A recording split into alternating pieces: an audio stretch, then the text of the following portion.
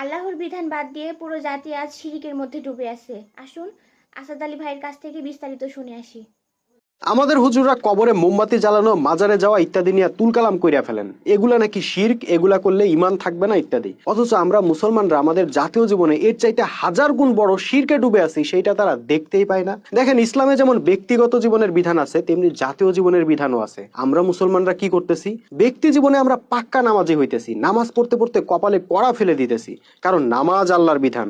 কিন্তু জাতীয় জীবনে ওই আমরাই সুদের অর্থনীতি মানতেছি। ব্যক্তি জীবনে আমরা পাক্কা তাহাজ্জুদি জিকির আজগার করে রাত কাটাইতেছি, কিন্তু জাতীয় জীবনে আমরা পশ্চিমাদের তৈরি দলাদলির রাজনীতি করতেছি। এভাবে ব্যক্তি জীবনে আমরা আল্লাহর হুকুম মানতেছি, হাজার হাজার আমল করতেছি, কিন্তু জাতীয় জীবনে আল্লাহরটা বাদ দিয়া পশ্চিমাদের তৈরি আইন কানুন, দণ্ডবিধি, বিধিবিধান ইত্যাদি মানতেছি। অর্থাৎ সহজ ভাষায় যদি বলা হয়, আমাদের ব্যক্তি জীবনের ইলা আল্লাহ, কিন্তু জাতীয় জীবনের ইলা পশ্চিমা প্রভুরা।